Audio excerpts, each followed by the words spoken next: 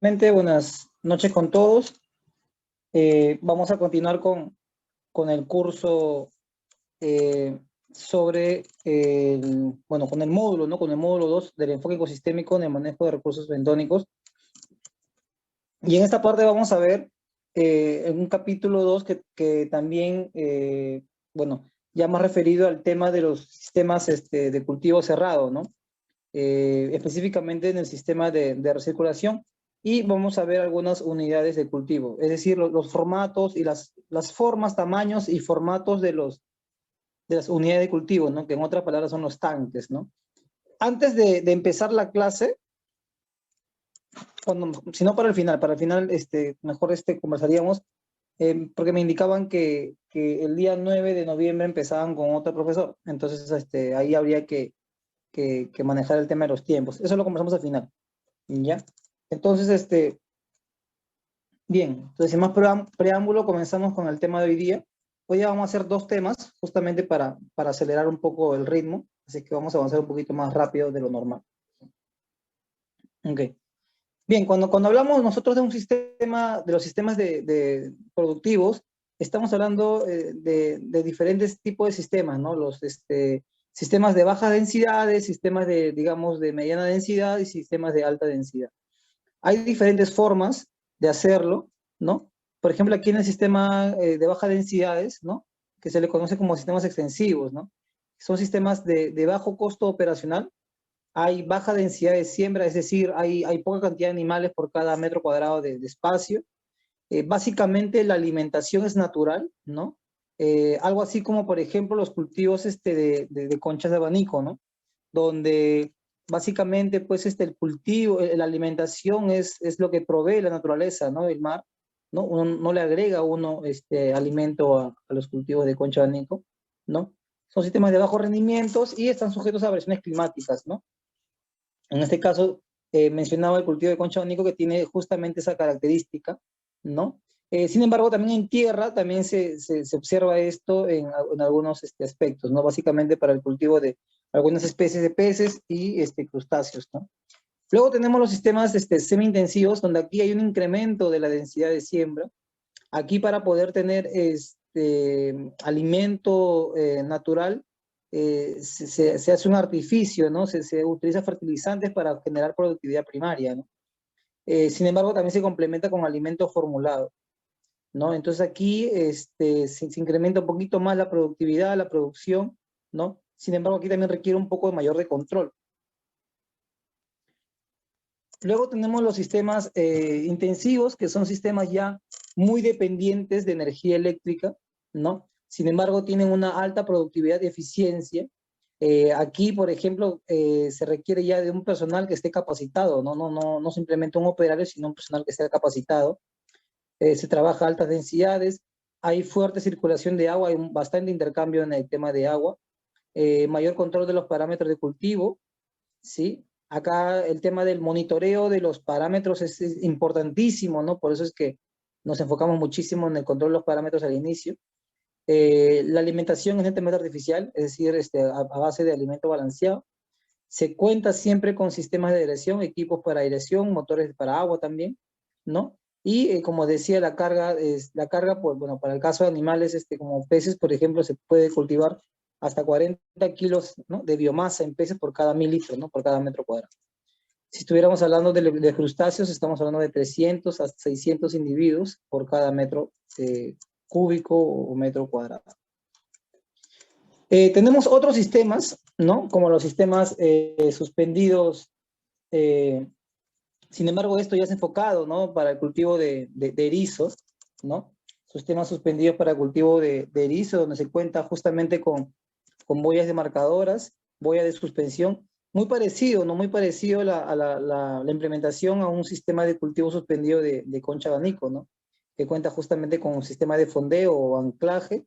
Y en cada linterna, bueno, aquí sería básicamente no linterna, sino que son unas pequeñas cajas, ¿no? Cajas, ahí como ustedes pueden ver el operario, ¿no? Está justamente abriendo ahí una jaula rectangular, ¿no? Donde está haciendo el desdoble y la limpieza del mismo, ¿no? Una de las características de estas cajas o estas jaulas es que básicamente es para el cultivo netamente en el mar, ¿no? Es netamente cultivo en el mar, con erizos que ya tienen una talla mínima de 5 milímetros de diámetro del caparazón, ¿no? Hasta 50 o 55 milímetros de diámetro, ¿no? Si se empieza desde 5 milímetros, la duración del cultivo, bueno, sobrepasa los 2 años, son aproximadamente 30 meses, ¿no? Y aquí, pues, es importantísimo la alimentación, la limpieza, ¿no? De estas jaulas, hay que limpiarlo constantemente, ¿no? Y el control de la densidad de cultivo, ¿no? Mediante los desdobles, ¿no? Ahora, la infraestructura de ese sistema de cultivo, ¿no? Más o menos tiene ya está implementado básicamente, son jaulas o bandejas de 90 por 90, ¿no? Centímetros, y sin embargo 30 centímetros de altura, ¿no? Básicamente es una estructura metálica y es forrada con una malla plástica, ¿no? Con una apertura de tramo o de cocada, ¿no? De 5 milímetros aproximadamente. Y en la parte superior tiene que haber un cierre, justamente lo que nos va a permitir nosotros manipular los animales cuando queremos hacer los muestreos o los desdobles, ¿no? Y son suspendidas desde el online, ¿no? Las líneas, a 2 metros de profundidad y a 1.5 metros de separación entre una jaula y otra, ¿no? Como decía, la densidad se maneja básicamente se maneja la densidad con los desdobles, ¿no? Y está estipulado básicamente de acuerdo a los tamaños qué densidades son apropiadas de manejo, ¿no? Entonces, ahí ustedes pueden ver que cuando son animales de entre 5 a 10 milímetros de diámetro de caparazón o de testa, ¿no? Se puede sembrar 5.000 individuos por jaula. Y a medida que van creciendo, se van haciendo justamente estos desdobles o esta reducción de la densidad, ¿no? Para que estén los animales, para que no estén estresados, ¿no? Entonces, si tenemos animales entre 20 y 30 milímetros, ya de 5.000 pasa a 1.200, ¿no? Si vamos más adelante, animales ya de entre 45 y 50 milímetros, se maneja densidades de 350 individuos por jaula. Y finalmente, cuando se tienen animales hasta 55 milímetros, se maneja densidades de 250 individuos por jaula, ¿no? ¿No? Ahora, pero esta es justamente la parte en el mar, ¿no? Sin embargo, un poco hay que ir viendo lo que es el proceso anterior, ¿no? La parte justamente que uno ve en hatchery. Y específicamente, pues nosotros vamos a enfocarnos en la clase de hoy en estos sistemas, ¿no? Que se manejan justamente en ambientes controlados. Ya la próxima semana vamos a ver todo un capítulo entero de la parte productiva de erizo, ¿no?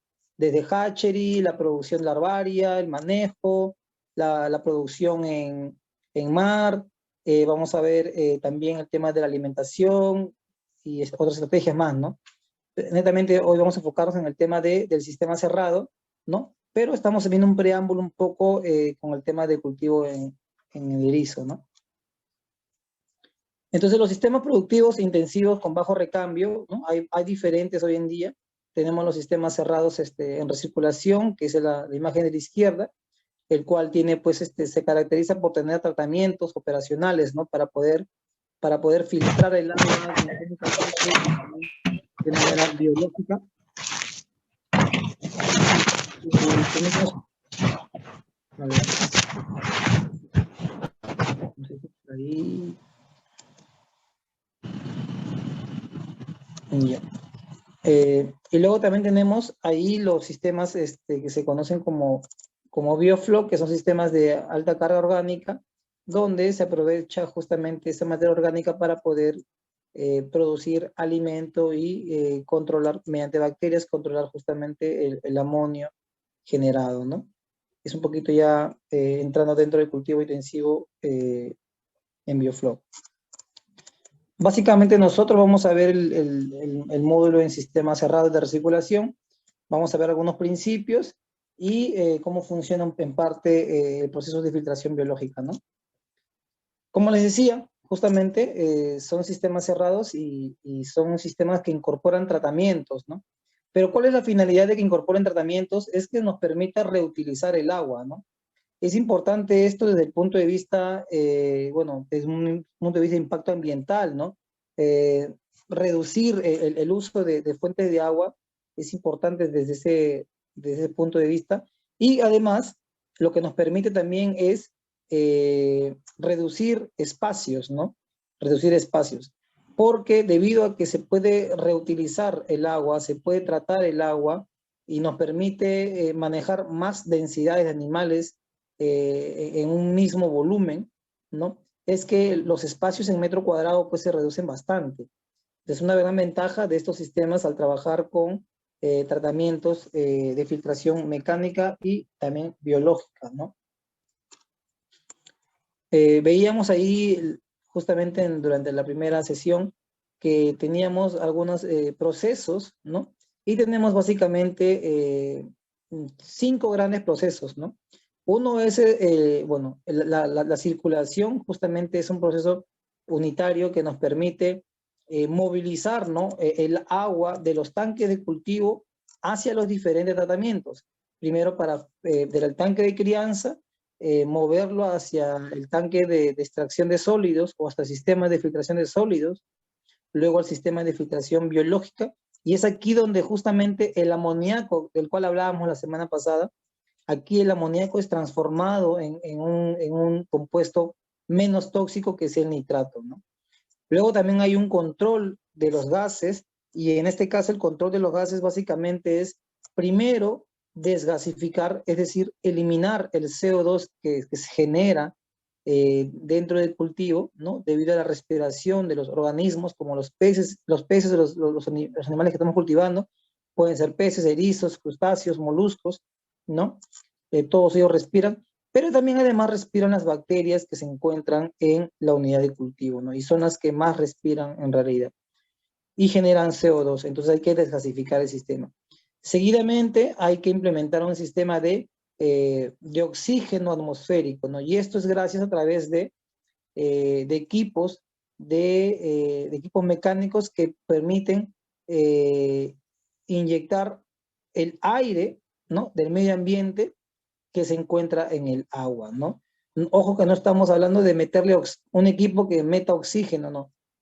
Hay equipos que meten oxígeno al agua, pero básicamente los equipos cuando trabajamos a un modo convencional, lo que se hace en realidad es que el equipo mete aire al agua, ¿no? Y esto, mediante unas piedras, esto lo que hace es generar burbujas dentro de los tanques de agua, y esa burbuja al momento de flotar se rompe, ¿no? En la superficie, y al momento de romperse en la superficie del agua, permite el ingreso del aire atmosférico, del oxígeno atmosférico, ¿no? Ustedes recordarán que hablábamos sobre el balance de entrada, de ganancias y pérdida del oxígeno, ¿no? Y una de las entradas del oxígeno, así como también las pérdidas, es a través de la entrada del oxígeno de la atmósfera al agua, ¿no? Entonces se convertía en oxígeno, de oxígeno atmosférico se convertía en oxígeno disuelto, ¿no? Y eso es lo que permite justamente el sistema de aireación, ¿ya? ¿Cuáles son las ventajas y desventajas de un sistema cerrado, en este caso de recirculación? Entre las ventajas es que hay una flexibilidad en la selección de terreno. Y esto es importante desde el punto de vista comercial porque podemos ubicar un sistema cerrado debido a que podemos tratarlo, podemos ubicarlo donde nosotros querramos, ¿no? Podemos ubicarnos en una zona muy cercana a los mercados, o si queremos evitar la contaminación, ¿no? Antropogénica, podemos ubicarnos un poco fuera también de la ciudad, ¿no? Sabiendo que no dependemos del agua, ¿no? Porque tratamos el agua justamente. Entonces, nos permite ubicarnos en zonas donde tengamos poca disponibilidad de agua también, ¿no? Bastaría simplemente con tener el agua de inicio y solamente recuperarla, la que se pierde por evaporación, pero al no tener dependencia del agua, nos podemos colocar en cualquier zona, ¿no? Otra ventaja es, como ya decía, se usa mínimo al mínimo el agua y el suelo, ¿no? Debido al incremento de densidad. Entonces, por cada metro cuadrado ya se ve reducido justamente eh, el cultivo, ¿no? Hay un control completo de los parámetros, ¿no? A diferencia de estos cultivos en mar, o los cultivos extensivos, ¿no? Que se usan grandes terrenos, ahí no hay un control de los parámetros. Una cosa es que podamos hacer un monitoreo de los parámetros y podamos tener algún plan de estrategia de manejo, ¿no? Pero no hay un control de los parámetros. ¿Y a qué me refiero con un control de los parámetros? Que podemos corregir aquel parámetro que está, digamos, fuera del rango adecuado para la especie, ¿no? Si tenemos un sistema donde la temperatura empieza a bajar, bueno, pues tenemos equipos para calentar toda la masa de agua del cultivo para mantenerlo en el rango adecuado. Si el oxígeno está bajando demasiado, entonces podemos implementar o podemos encender un sistema de inyección de oxígeno puro, ¿no? Si el pH comienza a bajar y también la alcalinidad, podemos agregar justamente fuentes de bicarbonato para poder compensar esta alcalinidad y el pH estabilizarlo lo mejor que se pueda. Entonces se puede manipular los parámetros, se puede tener el control de esos parámetros. Otra ventaja, hay una reducción de fluentes, ¿no? Como es un sistema que realiza tratamientos al agua, entonces al tratarlo estamos reduciendo justamente al mínimo la descarga, ¿no? Y eso justamente les decía que tiene un impacto, digamos, ecológicamente positivo, ¿no? Un impacto amigable con el medio ambiente. Pueden ser diseñados a cualquier escala. Bueno, básicamente nos referimos que podemos diseñarlo ya sea para un sistema de cultivo en hatchery, un sistema de cultivo cultivo de animales a nivel intermedio, como también se puede hacer un sistema, un dimensionamiento para escala más grande, ¿no? Sin embargo, trabajar con escalas mayores involucraría más gasto, ¿no? Gasto de implementación, pero también un gasto en el proceso productivo, ¿no? Porque como depende mucho de energías eléctricas por las bombas y por los sopladores, entonces el costo de energía eléctrica se ve elevado durante toda la etapa de producción. Así es que hay un incremento. Eso es una desventaja más bien, ¿no? Otra ventaja, que hay una mayor producción por unidad diaria y trabajo. Bueno, lo que les decía anteriormente, ¿no? Justamente se produce más animales en menos espacio de agua o menos espejo de agua, ¿no? Desventajas es que hay un elevado costo de inversión, lo que les mencionaba, se gasta mucho al inicio. Al ser una tecnología especializada, requiere de una mano de obra calificada. No podemos tener a un operario simplemente porque para ver a los animales, para simplemente abrir una llave o limpiar con una escobilla los tanques, no. Requiere de una persona, un profesional que se encuentre capacitado y calificado para el manejo en un sistema cerrado, ¿no? Con recirculación. Otra desventaja es que depende mucho de la dirección permanente. Si tenemos un sistema donde la dirección es baja, pues vamos a tener problemas con los animales, porque ustedes ya saben, ¿no? Que al tener baja dirección el oxígeno es menor y por lo tanto van a haber algunos problemas con los animales que estamos cultivando, ¿no? Y siempre debe haber una supervisión constante, ¿no? Si es que nosotros dejamos de supervisar, entonces va a haber problemas con los animales. Primero va a haber problemas con los parámetros de agua y seguidamente con los animales que estamos trabajando, ¿no? Entonces, a modo general pues, indicamos que el agua se recicla luego de ser tratada, ¿no? Como les decía, pasa por tratamientos de filtraciones mecánicas, biológicas, y una vez que han pasado por los tratamientos, el agua está lista para poder ser utilizada nuevamente en el cultivo, ¿no? Y es así como se trabaja justamente a modo de la filtración. El nivel de recirculación es muy variable y se puede expresar de varias maneras. Bueno, lo que indica aquí es que este nivel se trabaja o se expresa en función al volumen de recambio que uno tiene, ¿no? Lo indicado, si un sistema cerrado está bien dimensionado, bien diseñado, lo ideal es siempre que tengamos por lo mucho 10% de recambio de agua del volumen del sistema, ¿no? Si yo tengo un sistema de 1000 litros, ¿no? Eso indica que a lo mucho a lo mucho yo debo recambiar 100 litros, a lo mucho. Mientras menos recambio, mucho mejor. Eso quiere decir que el sistema está bien dimensionado. Pero si yo hago mucho recambio, si yo hago un recambio diario de 1000 litros o de 2000 litros por día, entonces quiere decir que estamos mal con ese sistema, ¿no? Es un dato importantísimo cuando queremos trabajar con estos sistemas cerrados, ¿no? Justamente lo que indicaba, ¿no? Esto se expresa de varias maneras debido al porcentaje del sistema que renueva, ¿no? Entonces, ¿no? Por ejemplo, ¿no? Como indicaba, en el ejemplo anterior, si yo tengo, por ejemplo, 1000 litros y yo debo recambiar a lo mucho 10%, o sea, 100 litros. En este caso, si yo debo tener un sistema de recambio del 5%, ¿no? Lo que indica aquí por día, indica que debo tener una tasa de recambio del 0.1% del caudal, o sea, del flujo de agua, ¿no? Esto en otras palabras, lo que indica es que el sistema por hora está completando una vuelta en circular en todo, perdón, el agua por hora está completando en dar toda una vuelta al sistema, ¿no? Si yo, por ejemplo, indico que mi sistema es de 1000 litros, entonces en una hora el flujo de agua debe dar la vuelta de 1000 litros por hora. Quiere decir que en una hora da una vuelta al sistema. Pero ¿qué pasaría si yo tengo un sistema de 1000 litros y tengo una bomba de agua que de 2000 litros por hora? Quiere decir que en media hora el sistema ha cubierto los 1000 litros, porque en 2 horas va a cubrir 2000 litros. No quiere decir que el sistema está dando la vuelta completamente, ¿no? En media hora, porque en una hora hace 2000 litros, ¿no? Entonces, esto lo que indica es justamente que hay una tasa de recambio, hay una tasa de recambio de dos vueltas por una hora, ¿no? Y lo que equivale que justamente, ¿no? Cada 30 minutos es una vuelta. Lo que quiere decir que durante un día está dando, pues, 48 vueltas al sistema, ¿no? Entonces, es una buena tasa de recambio.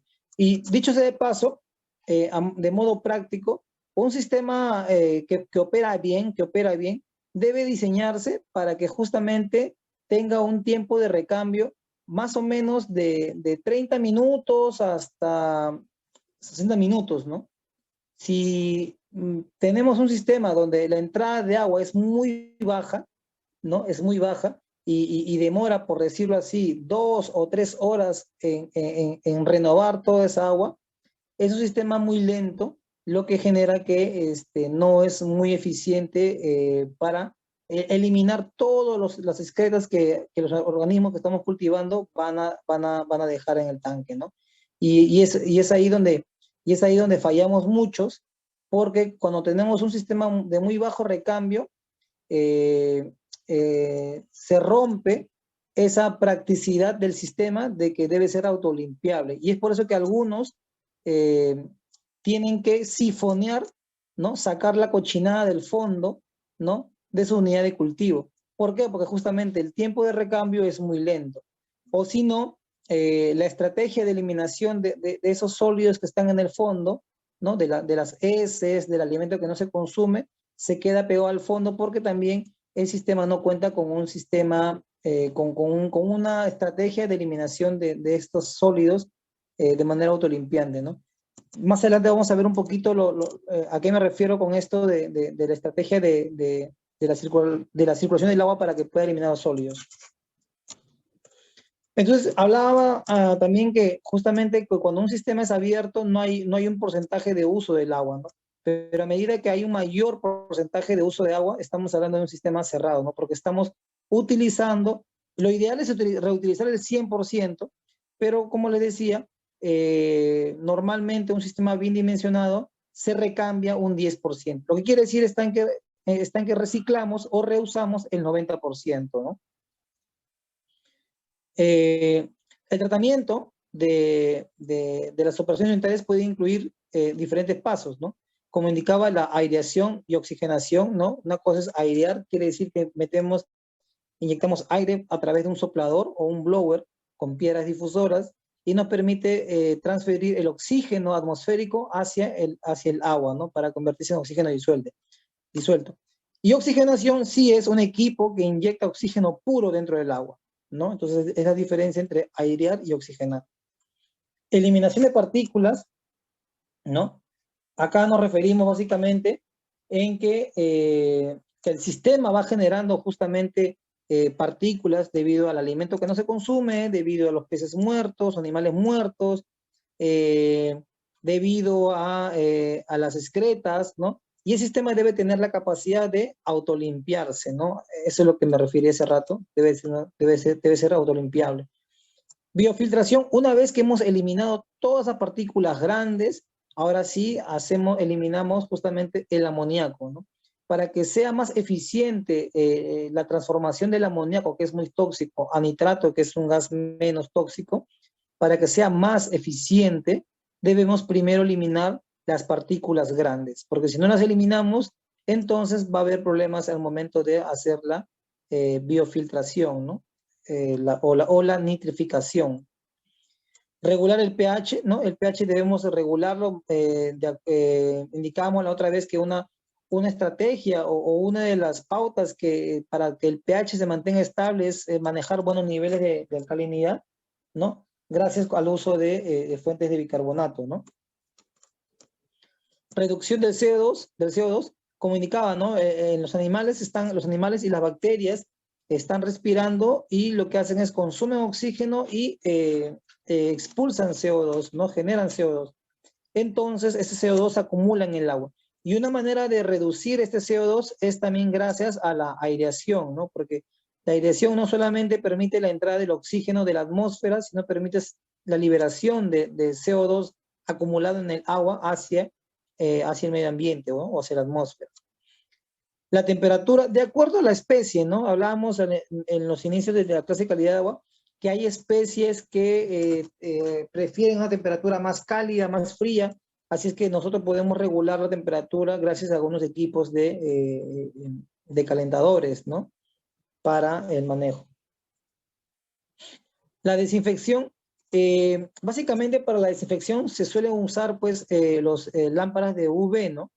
Ahora, a modo general, cuando uno trabaja con animales grandes, no se suele usar lámparas de UV en la desinfección porque son animales ya, digamos, más fuertes, ¿no? Logrados, ¿no?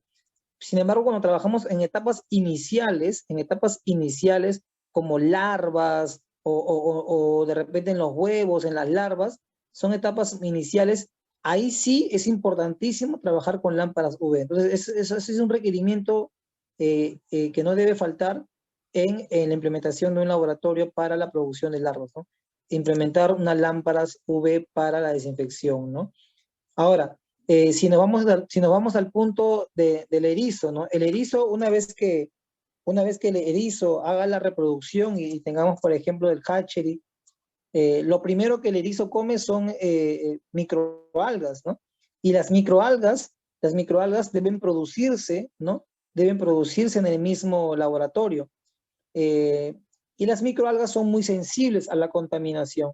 Entonces, ahí, por ejemplo, también debe haber un sistema de filtración UV y un sistema de filtración de partículas hasta de 1 micra, ¿no? Para poder, para reducir la carga pues, de contaminantes que puede perjudicar el cultivo de microalgas, ¿no? Entonces, ahí también es importante el tema de la desinfección por UV, ¿no? Para el uso de microalgas y para el cultivo de la parte de huevos y alevines, en este caso de los erizos, ¿no? Entonces, a medida que nosotros incrementamos operaciones, ¿no? Aireación, extraer los sólidos, eliminación del amoníaco, eliminación del CO2, desinfección UV o ozono, a medida que implementamos mayor tratamiento, vamos a poder reciclar o recircular mayor porcentaje de agua. Si simplemente colocamos aireación, vamos a poder reutilizar un 30% aproximadamente. Pero si le colocamos extraer sólidos y encima extraer el amoníaco, ¿no? El TAN, vamos a poder recircular entre un 60 a un 60%. Pero si le ponemos desgasificador, desinfección UV, vamos a poder reciclar hasta un 90%, ¿no? Entonces, esa clave es importante para justamente al momento de pensar en un diseño de un laboratorio para cualquier especie, ¿eh? Para cualquier especie, para erizo, para peces, crustáceos, moluscos. Es importantísimo el tema de los equipos de filtración, ¿no? Pero también, a medida que implementamos estos equipos, también hay un incremento en el costo, ¿no? En el costo de inversión y en el costo de producción, ¿no? Así que son dos cosas que se deben tener en consideración al momento de querer diseñar e implementar una unidad de hatchery de la especie que queremos cultivar. Con respecto a la parte de filtración biológica, ¿no? Se recomienda siempre, digamos, dimensionar o definir, ¿no? ¿Cuál es el tamaño de mi filtro biológico? Sin embargo, para poder saber cuál es el tamaño que yo quiero colocarle a mi filtro, cuál es el tamaño que yo requiero en mi unidad de cultivo con respecto al filtro biológico, yo debo saber cuánto es la cantidad de alimento que yo voy a darle de comer a mis animales, ¿no? Los cuales van a estar comprendidos en un volumen de agua, ¿no? Por ejemplo, no es lo mismo tener, digamos, vamos a hablar del punto de vista de donde hay más información, ¿no? Por ejemplo, los peces, ¿no? Tener 10 peces en 1000 litros que 100 peces en 1000 litros, ¿no? Obviamente, la cantidad de comida que entra en ese sistema de 1000 litros, entra más comida, ¿no? En el sistema, con los animales, con 100 peces por cada 1000 litros, ¿no? Entonces, esa cantidad de comida es la que se transforma en amoníaco, ¿no? Recordarán ustedes que veíamos el capítulo anterior de cómo se produce el amoníaco, ¿verdad? El alimento, las proteínas, los aminoácidos y lo que el animal excreta es amoníaco, ¿no? Igual también con los erizos o con otras especies, ¿no? Los erizos comen macroalgas, ¿no? Y las macroalgas tienen una fuente, un nivel de proteína. Y ese nivel de proteína, los erizos también lo degradan, ¿no? Y producen amoníaco. Entonces, la biomasa o la cantidad de alimento, que puede ser un alimento inerte, como un balanceado, o un alimento como macroalgas, al final lo que debemos saber es cuántos kilos de alimento estamos alimentando dentro de mi unidad de cultivo, y con eso podemos saber cuánto es el amoníaco que se genera en total, y para darnos para poder definir nuestro tamaño de nuestra unidad de filtración, en este caso biológica, ¿no? Entonces, debemos tener en cuenta esos detalles para la elección de un sistema de filtración biológica. Es una tecnología relativamente nueva. Bueno, es relativamente nueva, eso sí, hay otros países que ya han desarrollado esta tecnología bastante ya contundencia, ¿no? En otros países, pero para la región, ¿no? Para América Latina, y en especial para Perú, es muy nueva, ¿no? Hay mucha gente que desconoce cómo es el funcionamiento de estos sistemas en las unidades de cultivo. No es una tecnología que es ideal para todo sistema, pero sí la tecnología ideal para algunos sistemas, ¿no? Y esto me hace recordar un poco un caso donde se trabajaba antes en Corea con el tema del abalón, ¿no? El abalón es una especie que se desarrolla bien en aguas más cálidas, ¿no? Entonces, ¿qué pasaba? Que ellos en Corea trabajaban con un sistema de flujo abierto, semicerrado y cerrado, según el clima, ¿no? ¿Y por qué ellos trabajaban justamente su sistema abierto, o sea, el agua entra y sale, semicerrado y cerrado completamente? ¿Por qué trabajaban así ellos? Y eso puede ser una idea justamente para que ustedes trabajen con el tema del erizo en su momento. Y era por el tema de la temperatura, ¿no? Para mantener la temperatura del agua. Entonces, por ejemplo, ¿qué pasaba? Que en invierno, como el agua era muy fría, ¿no? Y el abalón, en este caso en Corea, es de agua cálida, entonces ellos manejaban justamente un sistema cerrado, ya que con un sistema cerrado ellos podían calentar el agua, ¿no? Hasta que los abalones puedan tener un tamaño más o menos de 1 pulgada, ¿no? Algo por ahí, ¿no? Y a medida que la temperatura va incrementándose, ¿no? de invierno, llega de repente primavera, entonces ya manejaban un sistema semi-cerrado, ¿no? Semi-cerrado. Un cierto, un cierto manejo de los parámetros y con más renovación de agua, ¿no? Pero ya cuando ya llegaba el verano, cuando la temperatura era ideal para los abalones, ¿no? Aproximadamente, pues, 21, 22 grados, y ellos trabajaban con el sistema de flujo abierto, porque era una temperatura que el animal prefiere, ¿no? Entonces ellos conociendo un poco los rangos de temperatura ideales para la especie, ellos manejaban su sistema cerrado o sistema abierto según sea el caso.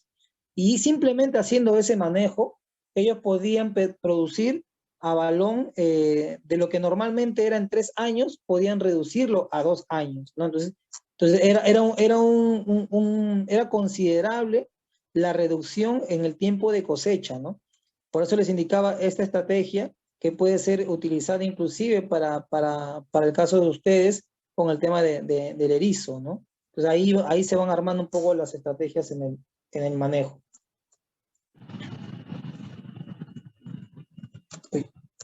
Ya. Como les decía, hay flexibilidad en la selección del lugar, ¿no? Y como les decía, ¿no? Se puede hacer, ahí ustedes pueden ver, ¿no? Donde hay un cultivo en sistemas de recirculación prácticamente en una zona de puro arenal, ¿no? Y es porque ellos no tienen dependencia del agua, ¿no? Porque todo lo tratan, ¿no? Entonces, eso sí, habría una restricción, ¿no? Y una de las restricciones que podría ser, que podría, ¿no?, darse, es que en el lugar donde se encuentra ubicada nuestra unidad productiva, ¿no? Sea regulada por actividades industriales, ¿no? Entonces, es la única restricción que podría haber, ¿no? Pero salvo esa restricción, uno puede colocar su sistema cerrado en cualquier lugar, ¿no? Hay un efecto de bioseguridad, dado que el sistema cerrado, como no permite mucho la entrada de agua de afuera, ¿no? Entonces no permite justamente la entrada de patógenos, ¿no?, que se pueden encontrar en la zona. Entonces, esa es un poquito la ventaja también del tema de trabajar con sistemas cerrados, ¿no? Hay una facilidad para tratar enfermedades. Podemos tener de repente algunos animales que se nos pueden enfermar. Entonces lo que se hace es que como el sistema es más pequeño, ya es más simple, menos complicado, mejor dicho, menos complicado poder cubrir estas enfermedades, ¿no? Hay una reducción en el consumo de agua, como ya indicaba. Hay una reducción de la cantidad de desechos, justamente porque al tratarlo estamos reduciendo justamente las descargas, ¿no? Se pueden tratar los desechos, los desechos usar para otros fines. Por ejemplo, uno de los más usados hoy en día es el sistema acuapónico, ¿no? Donde los desechos o los efluentes, ¿no? Pueden ser, son como nutrientes para plantas, ¿no? Y algo así como vi en la casa del señor Washington, ¿no? De la LISA, ¿no? Después de su unidad de filtración biológica, lo que hace justamente lo manda a un tanque donde tiene algas, ¿no? Y justamente la alga va creciendo ahí. Hay un control de medio de cultivo. Eso es importante porque a veces los animales, cuando queremos hacer la reproducción en laboratorio, ¿no?, de los animales, tener un control, en este caso de la luz y la temperatura, permite engañar al animal y de repente en época de invierno, ¿no?, donde hay menos temperatura y menos tiempo de luz, uno puede trabajar el fotoperiodo y termoperiodo, ¿no? No es fácil, ¿eh? Ojo, no es fácil, ¿no? Ahí hay que hacer muchos ensayos, pero con otras especies ha logrado justamente engañar al animal. Es un trabajo que requiere mucho esfuerzo, ¿no? Y lo que hace justamente es inducir, ¿no?, biológicamente que el animal produzca gametos, produzca sus huevos, sus espermatozoides, ¿no? En épocas que normalmente, que naturalmente no lo hace, ¿no? Entonces, ese por ahí también es un punto a favor de los sistemas cerrados, ¿no? Y bueno, lo que también nos permite es un conocimiento del medio de cultivo, ¿no? Es un sistema cerrado de recirculación, se caracteriza por ser un sistema de agua transparente y podemos ver el comportamiento de las especies que estamos trabajando o cultivando, ¿no? Ese es el caso de las chitas que trabajamos ahí en el laboratorio, ¿no? ¿No? Una comparación, ¿no?, de estudios se han trabajado en otros lados, es justamente, ¿no? Acá hay un cuadro comparativo donde en la parte inferior se puede ver justamente el cultivo de tilapia, ¿no? Donde se tiene una intensidad de producción en la última parte, ¿no? Básicamente es de 1.340.000 kilos por hectárea por año, ¿no? En un sistema cerrado, ¿no? Y, por ejemplo, en el primer cuadro dice que se produce 17.400 kilogramos por hectárea por año, ¿no?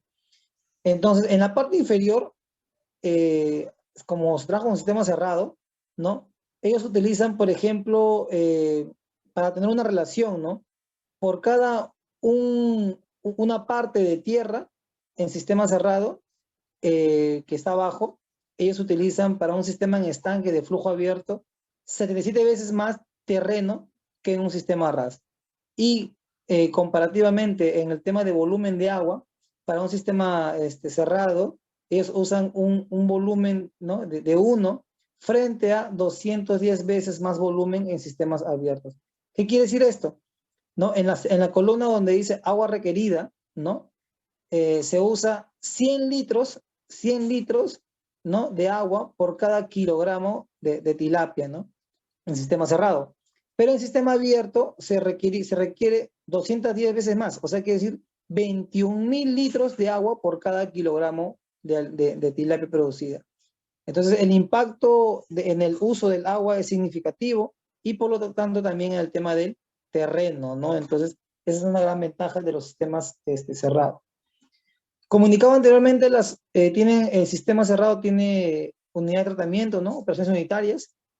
Indicaba la circulación, donde el agua permite recorrer todo el circuito de tratamiento, y esto es gracias a la activación por bombas. La remoción de sólidos, que viene a ser justamente los filtros mecánicos, uno de los que ustedes pueden más haber escuchado son los filtros de arena. La biofiltración, que se realiza por filtros biológicos, que vamos a ver en el siguiente capítulo. La desgasificación, que es la eliminación del CO2 producido en el sistema, ¿no? La aireación u oxigenación, ¿no? Después de haber desgasificado, eliminando los sólidos, se puede airear, ¿no? Gracias a un soplador, ¿no? O gracias a un equipo de producción de oxígeno puro, ¿no? Que inyecta oxígeno directamente. Bueno, acá otros módulos, hay diferentes formatos de sistemas, ¿no? Y esta es la parte importante que queríamos ver, ¿no? Sobre algunas características en las unidades de cultivos. En otras palabras, en los tanques, ¿no? Debemos tener tanques que tengan la capacidad o tengan la característica, deben tener una capacidad de autolimpieza, ¿no? Es importante que el tanque elimine los sólidos de manera independiente y no estar nosotros manipulando constantemente, ¿no? Debe haber una velocidad del agua adecuada, debe ser un sistema donde se optimice el espacio, no deben haber zonas muertas, ¿no? Debe haber una uniformidad del ambiente de cultivo. ¿A qué se refiere con uniformidad? ¿No? Uniformidad se refiere básicamente a que en cualquier punto del tanque, si yo tomo una muestra de agua para medir o algún parámetro como oxígeno, amoníaco, esta muestra de agua desde un punto debe ser la misma en otro punto del mismo tanque, ¿no? Es porque el sistema es uniforme. Cuando no es uniforme, es ahí donde justamente hay los problemas, porque algunos animales se colocan en una parte y otros en la zona donde, digamos, está más afectado. Entonces ahí está disparejo justamente el ambiente, ¿no? Debe haber una facilidad de manejo justamente para hacer los desdobles, para hacer las cosechas, etcétera, ¿no? Si es que puede ser desmontable o no, eso va a depender mucho del material que se usa y el costo por volumen que depende mucho también del material y de la zona donde va a ser implementada, ¿no?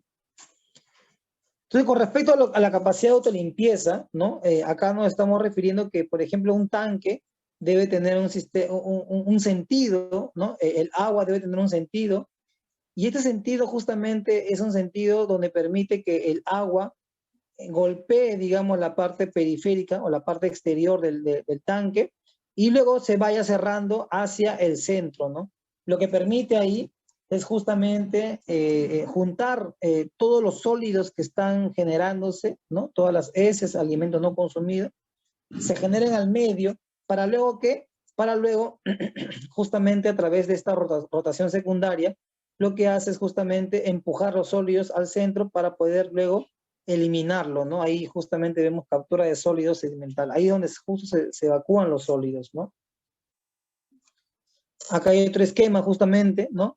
Donde tenemos en líneas, ahí en un cuadro de líneas amarillas, cómo sucede la rotación secundaria, ¿no? Que es un sentido de abajo hacia arriba, y en la parte superior ustedes pueden ver esa línea amarilla, ¿no? Esa flecha amarilla curveada, donde es la rotación primaria, ¿no? El agua entra, genera como una circunferencia de afuera hacia adentro, e internamente se genera otra rotación donde lo que hace es empujar los sólidos hacia el centro, ¿no? De arriba a abajo hacia el centro, ¿no? Y ahí se van eliminando justamente los sólidos. Un dato importante es que cuando la relación que existe entre el diámetro de este tanque y la profundidad, cuando excede de 4.5 a 1, entonces suele haber problemas con los sólidos, ¿no? Ustedes pueden ver los puntos rojitos, que los sólidos no se evacúan fácilmente, ¿no? Y eso es porque es muy ancho para poca profundidad. Entonces, cuando tenemos, por ejemplo, ¿qué quiere decir esto? Que si tenemos una profundidad de 1 metro, el diámetro a lo mucho debe ser 4,5 metros, a lo mucho, ¿no? Mejor si trabajamos con tanques circulares de repente de un diámetro entre 2 a 3.5 metros. Sin embargo, esto tiene una salvedad, ¿no? Lo que usualmente se suele hacer es que hacia el centro, en el fondo, hacia el centro hay una inclinación desde la parte exterior hacia el centro del tanque. ¿Para qué? Para que esa pequeña caída permita pues desplazar los sólidos al centro y así sea más fácil la liberación, ¿no? Normalmente esta pendiente que se maneja, esta caída en tanques así pequeños es de un 5% de pendiente, ¿no? Si fueran tanques más grandes, tanques porque los hay, tanques de 10 metros o 12 metros, la pendiente es más o menos un 2%, ¿no? Entonces, considerando justamente estos detalles, si fallamos en alguno de estos detalles, mejor dicho, van a haber problemas para eliminar los sólidos de manera independiente, ¿no? Si no tenemos en consideración estos detalles, entonces vamos a tener los problemas de estar todos los días manualmente a través del sifoneo, ¿no? Eliminando todos los sólidos que se van generando, ¿no? Y si se quedan sólidos en el tanque por mucho tiempo, estos sólidos van a ser justamente van a ser los culpables de que el amoníaco se dispare mucho más de lo que debe tener el sistema, y que todo el sistema se encuentre con alta cantidad de materia orgánica, ¿no? Que principalmente afecta a quién afecta al sistema de filtración biológica, ¿no? Que vamos a ver un poco más de detenimiento adelante. Luego hay otros tanques que son los tanques más alargados, que se llaman resways, ¿no? Tenemos estos tanques resways que son más alargados, ¿no? Donde el agua entra por un sentido y sale por el otro lado, ¿no? Justamente para poder eliminar estos sólidos. La idea es siempre eliminar los sólidos, ¿sí? ¿No? Tenemos, aquí por ejemplo, este es un tanque alargado para el cultivo intermedio justamente de erizo, ¿no? Esto lo han hecho, es una fuente de Limarpe, ¿no? De Pisco, y ahí han trabajado justamente con el tema de erizo. Sin embargo, ellos lo que colocan ahí son algunas mallas para justamente fijar los pequeños juveniles de erizo, ¿no? Eso vamos a verlo en la próxima clase un poco más a detalle, en lo que es el manejo de larvario y de engorde de erizo, ¿no? Luego también podemos tener los resways híbridos, ¿no? Que es una combinación de un tanque largo y dándole diferentes drenajes al centro. Ustedes pueden ver acá en la parte de acá, ustedes pueden ver ahí un drenaje, este del centro, ¿no? Aquí en la figura de arriba ustedes pueden ver justamente acá hay un drenaje, otro drenaje, ¿no? Aquí abajo también hay un drenaje y por ahí hay otro drenaje. Entonces, ¿por qué es híbrido? Porque justamente es largo, es alargado, pero dándole sentidos a la entrada de agua, ¿no? Como ustedes pueden ver acá, en la figura de acá, ¿no? Le dan un sentido a la entrada de agua, cosa que en esta parte, digamos, en este compartimiento, hacen que el agua gire de manera antihoraria, ¿no? En contra de las manecillas del reloj, y luego en el otro bloque gira de manera horaria, y así en el otro bloque de manera antihoraria, ¿no? Entonces un raceways, ¿no? Pero se le da la característica de tanque circular, ¿no? ¿Y cuál es la finalidad? De poder eliminar siempre los sólidos, ¿no? Aquí quiero que queden claro que tratando de eliminar los sólidos son justamente, nos ayuda a reducir los problemas del amoníaco y de los sólidos y de la materia orgánica acumulada, ¿no? Eso es justamente la, la finalidad, ¿no?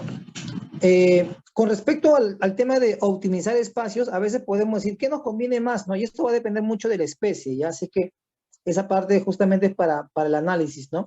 Si nosotros tuviéramos un espejo con un área de 13 por 13 metros, ¿no? Y yo quiero poner, por ejemplo, entonces, esta área de 13 por 13 metros me da 169 metros cuadrados, ¿ya? ¿Ya?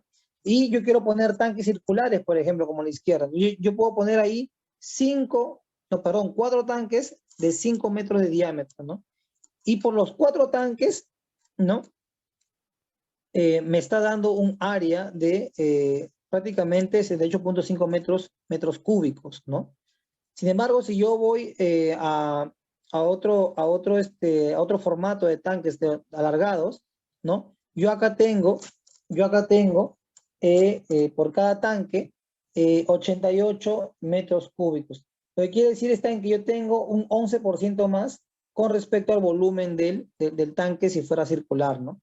Y lo mejor de esto es que se optimizan, ustedes pueden ver, ¿no? Hay una mejor optimización de espacio cuando hay tanques alargados, ¿no? Que cuando hay tanques circulares, ¿no? Hay una mejor optimización de espacios, ¿no? Entonces, eso también es justamente para ver, para ir un poco entrando en qué es lo mejor si quiero tener un diseño para hatchery o para pre-engorde, en fin, ¿no? Va a depender mucho de la especie, ¿no? En este caso, en erizo, pues lo que más se suele usar son tanques alargados, ¿no?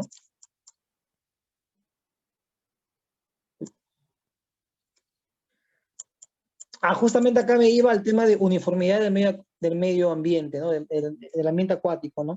Cuando es un circular, por ejemplo, yo puedo tomar muestras, ustedes pueden ver los puntos, ¿no?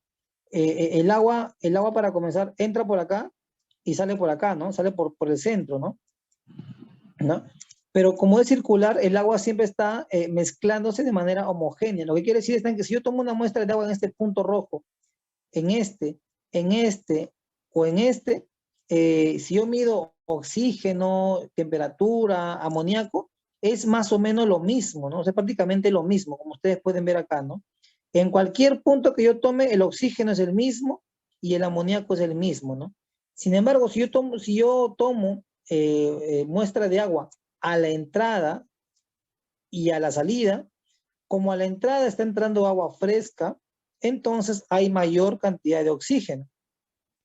A medida que el agua se transcurre a lo largo de todo el tanque, los peces van respirando y al final voy a tener justamente que el oxígeno es menor, ¿no? Entonces hay un agotamiento del oxígeno. Entonces quiere decir que acá no es muy uniforme, no es muy uniforme, en este caso, la distribución de los parámetros, ¿no? Eh, Caso contrario, con el amoníaco, como el agua de entrada es fresca, entonces hay obviamente poca cantidad de amoníaco, porque es un agua nueva, es un agua fresca, ¿no? Pero a medida que va transcurriendo los tanques, los peces están excretando amoníaco, los peces, los crustáceos, los camarones, los erizos están justamente eliminando toxinas, amoníaco, ¿no? Excretando, entonces se va cargando hacia el final del tanque rectangular en este caso, ¿no? Entonces, hay un poquito ahí, no cumple muy bien el tema de uniformidad en un tanque alargado, ¿no? Entonces hay ventajas y desventajas de un formato y otro, ¿no? Y eso hay que considerarlo cuando queramos eh, implementar unidades de cultivo para los erizos en este caso, ¿no? Ahora, a veces podemos decir, bueno, ¿qué nos conviene más si pensamos en tanques circulares, ¿no? ¿Qué nos pueden convenir más? un tanque grande o varios tanques pequeños. Y por ahí recuerdo un poquito el debate que tenía con el señor Washington cuando estábamos ahí en Marcona, ¿no? Por ejemplo, acá, si tenemos por ejemplo, nosotros, queremos tener, por ejemplo, un volumen de agua de 78.5 metros cúbicos, vamos a requerir seguramente un tanque de 10 metros de diámetro, ¿no? Si queremos tener un tanque. Pero ahora, podemos también nosotros tener el mismo volumen de agua, pero con 4 tanques de 5 metros de diámetro, ¿no? Queremos tener el mismo volumen de agua, pero en este caso ya sería con 8 tanques de 3.5 metros de diámetro, ¿no? Ahora, ¿qué genera esto? Bueno, pues genera que si tuviéramos un tanque grande, tendríamos un área de 144 metros cuadrados.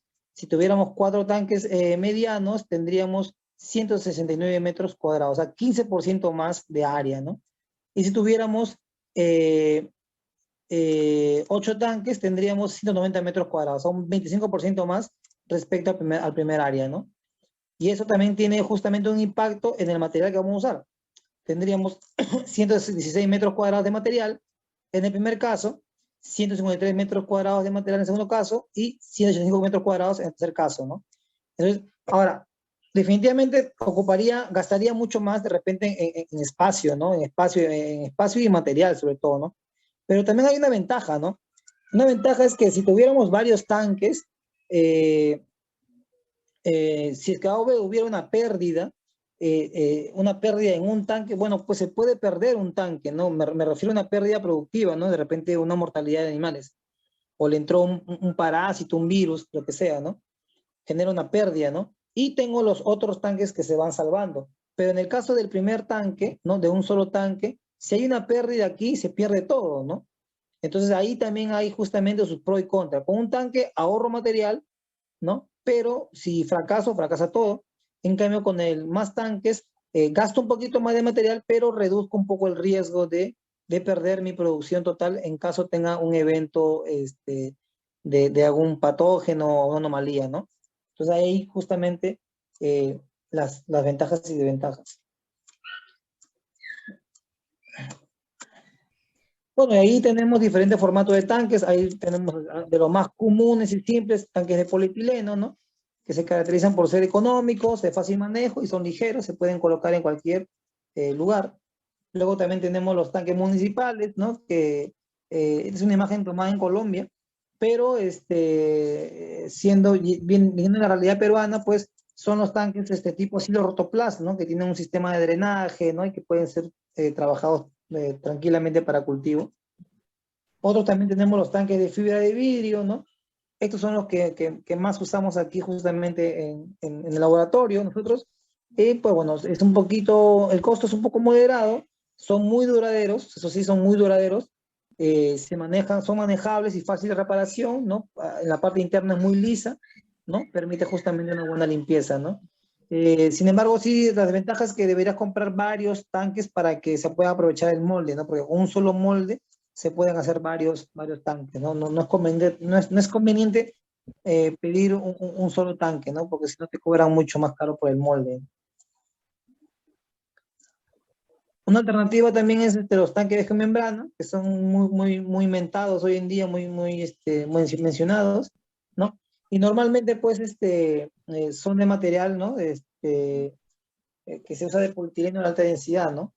Y el tamaño, el espesor, ¿no? El calibre depende mucho, ¿no? Va a depender mucho para qué puedo usar, pero normalmente para lo que es acuicultura se recomienda, pues, yo recomendaría de 1 milímetro, ¿no? Porque justamente para el tema acuícola, pues, el uso es un poco más rudo, ¿no? Entonces, es conveniente trabajar con tanques de 1 milímetro, perdón, con membrana de 1 milímetro de espesor, ¿no? Una desventaja, bueno, la ventaja es que son muy económicos. Si comparamos un tanque de membrana con un tanque de fibra de vidrio, para 20 metros cúbicos de agua, por ejemplo, más o menos un tanque de membrana te puede costar como 4.000 soles, 5.000 soles con toda la implementación. Pero para el mismo volumen de agua en tanques de fibra de vidrio, te puede costar algo de 30 o 40.000 soles, ¿no? Entonces la diferencia es bastante amplia, ¿no? ¿no? Una desventaja de estos tanques es que limpiar es un poco difícil porque se generan justamente zonas no muy lisas y ahí se queda pegado justamente la suciedad, ¿no? Y que puede estar sujeto a algunas deformaciones o se pueden romper, ¿no? Los tanques de concreto son, bueno, estos son muy duraderos, pero es costoso y bueno, si ya lo implementaste ya no lo puedes mover, ¿no? No lo puedes cambiar, entonces es una gran desventaja, ¿no? Tienen otros tanques para que se pueden usar como los de lona, ¿no? Que son los más baratos que puedes utilizar, uno lo puede ver, ¿no? En las piscinas en verano, ¿no? Pero resisten poco, menos de 2 años, ¿no? Y se pueden romper muy fácilmente. Luego, con respecto a los tanques raceways o tanques alargados, ¿no? Rectangulares, hay bajo el mismo formato que los circulares de fibra de vidrio, hay de lona, ¿no? Ahí ustedes pueden ver las imágenes. Hay justamente de membrana, ¿no? Ahí justamente en la imagen de derecha es justamente donde trabajé para el cultivo en langostinos, ¿no? Y, y bueno, también de lona como también para el acondicionamiento de los reproductores que uno quiere, pues, que uno quiere manejar. A veces es estratégico usar tanques de lona porque son armados, se pueden armar de emergencia y también nos puede servir para poder, digamos, tratar algunas enfermedades con algunos animales o si queremos separar, por ejemplo, animales machos o hembras o si queremos, no sé, hacer algún tipo de ensayo experimental, ¿no? Así es que no es tan malo tener de repente una alternativa a tanques de lona para ciertos trabajos específicos, ¿no? Profe, Yendo, yendo un antes, poquito más de uso. profe, una pregunta. Sí, dígame. Usted, usted decía que, por ejemplo, sería bueno que usted nos explique cuál de los tanques sería más recomendable para Barcona. Por ejemplo, si pensamos hacer un hatchery pequeño para reproducción de algas rojas o en caso erizo, ¿no? Porque cuál sería de los tanques más Ah, ya, ok. recomendable que nos explique, ¿no? Sí, Y de sí. fácil manejo. Está bien, buena pregunta. Sí, yo recomendaría que trabajen con tanques de fibra y vidrio. Si ustedes van a tener un hatchery, trabajen con tanque de fibra y vidrio, ¿no? Eso sí, tener su terreno bien aplanado, bien ahí trabajado con canaletas para drenar justamente el agua y trabajar con tanques hechos de fibra y vidrio, ¿no? Son muy, como el ambiente que van a tener ustedes internamente va a ser húmedo, va a haber mucha agua, se va a mojar todo, va a haber golpes. Entonces, los tanques de fibra y vidrio son la mejor opción para ustedes, ¿no? Eso sí, los fibra y vidrio. Eh, bueno, luego tenemos los sistemas flotantes, ¿no? En este caso las jaulas, ¿no? Ahí que se usa mucho en el tema de peces en realidad, ¿no? Ahí hay algunos rústicos de madera, con flotadores, ¿no? Algunos comerciales que ya se vienen implementando, no solamente para peces, ojo, sino también para otras especies, ¿sí? Eh, y un poco el enfoque que quería yo indicar, ¿no? Que normalmente, por ejemplo, es un modelo para peces, no hay en sí un modelo para otras especies, pero el horizonte, el panorama, el objetivo es el mismo, ¿no? Siempre las fases iniciales, los reproductores, los huevos, las larvas, siempre es en laboratorio, ¿no? En el caso de ustedes, un hatchery, ¿no? Y luego ya la parte final, ¿no? De engorde, siempre va a ser de mar abierto, ¿no?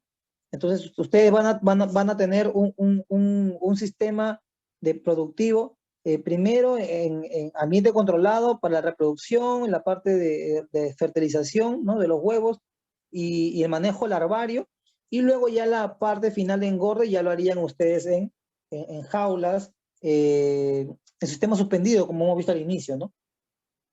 ¿No? Entonces, ese es el enfoque que se le daría para ustedes, ¿no? De la misma manera.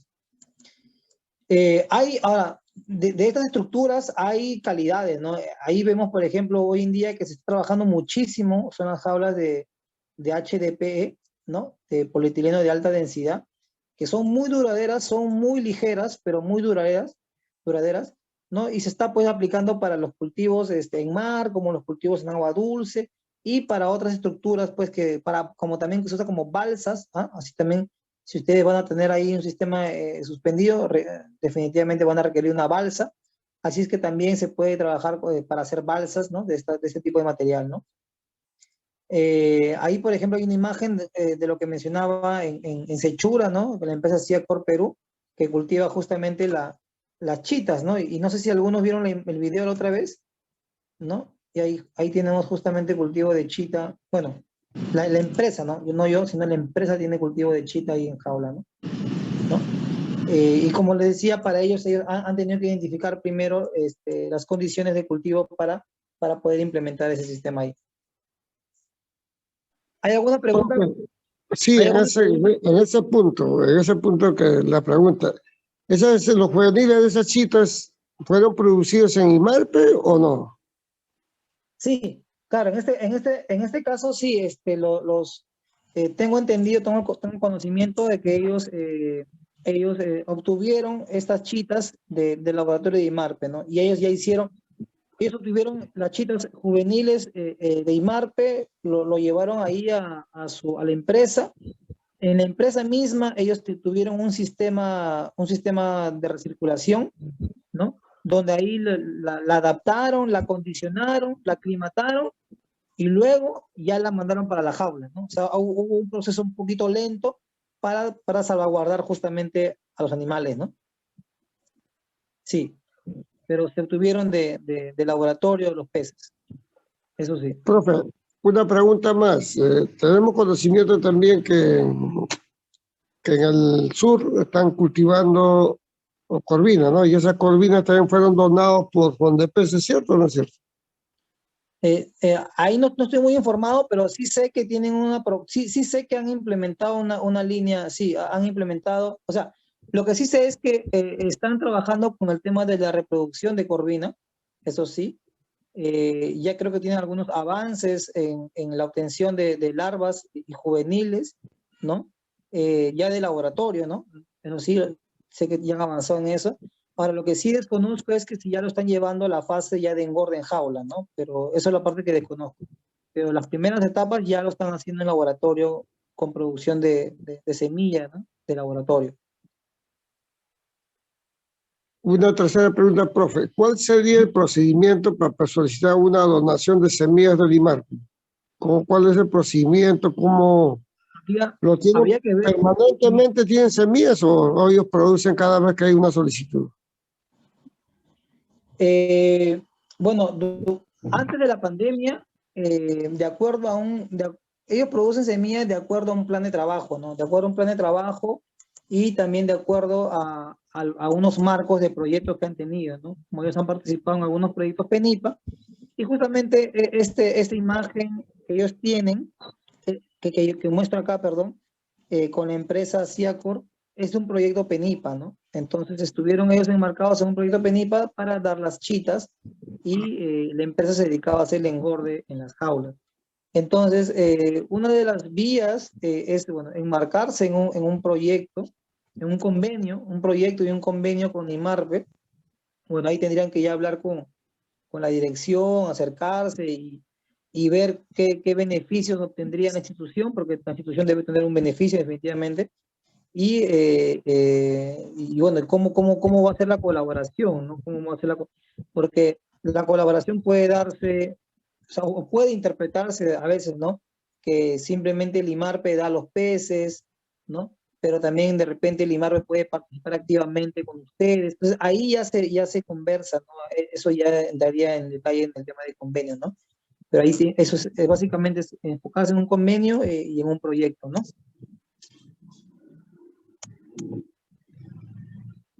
Ya. Profe, justamente hay un tema también. Usted nos ha hablado del sistema de recirculación, ¿no? Y de su presentación nos ha presentado equipos que son muy costosos y muy caros, ¿no? Pero sería bueno que nos explique si se puede implementar sistemas de recirculación de bajo costo, artesanales, ¿no? Porque los pescadores necesitamos, ¿cómo se llama? Iniciar con lo básico, ¿no? Porque Claro, por claro. los altos costos, como se llama, que generan los equipos, como se llama, que usted nos ha puesto. Sí, Sí, sí, definitivamente. Vamos a, ahorita lo quiero terminar la parte, la otra parte que viene, porque voy a hacer dos temas hoy día. Y la próxima clase ya vamos a ver un poco el tema productivo. Van a ver, tenemos dos clases, un poco el tema de cálculo del sistema de filtración, que se puede hacer de manera rústica, eso está enfocado, ¿no? Y ya ver la parte, tocar todos los puntos productivos del erizo, ¿no? Tanto en hatchery, ¿no? Cómo se hace el escalamiento y hasta jaula, hasta suspendido, ¿no? Eso vamos a verlo. Ya vamos a hacer un pequeño dimensionamiento de un sistema de filtración que es el mismo que se aplica para cualquiera. Ya simplemente lo que cambia es qué marca o qué tipo de filtro voy a usar, ¿no? Pero el diseño, el dimensionamiento se puede hacer rústicamente y operativo al 100%, ¿no? Sí. Se puede hacer, eso lo voy a explicar. Ya, más bien, gracias por la acotación. Si quieren, me enfoco más en el tema así rústico para que puedan ustedes tener una idea de que se puede armar de manera barata. No hay problema. Sí, profe, porque justamente como el curso es dirigido a agricultura básica, ¿sí o no? Claro, claro.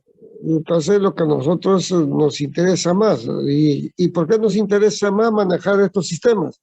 Porque la idea es, por ejemplo, manejar los erizos vivos, trasladarlos a Lima y comercializarlos, porque son los que tienen mejores precios.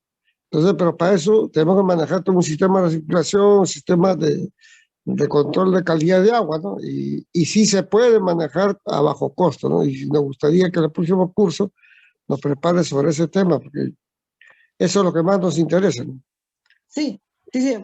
Ahorita ya el capítulo que ahorita estoy abriendo, ahorita está cargando, es para ver un poco cómo es que sucede la parte de filtración biológica, ¿no?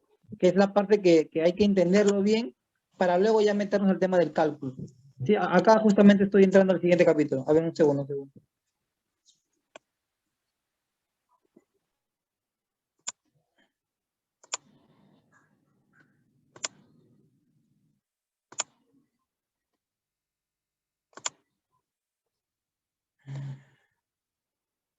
Lo que no entiendo es por qué se abre hasta la mitad.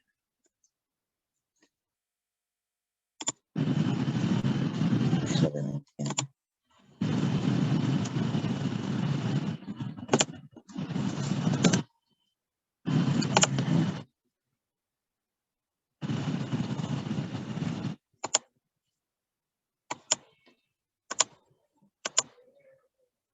A ver, creo que ya.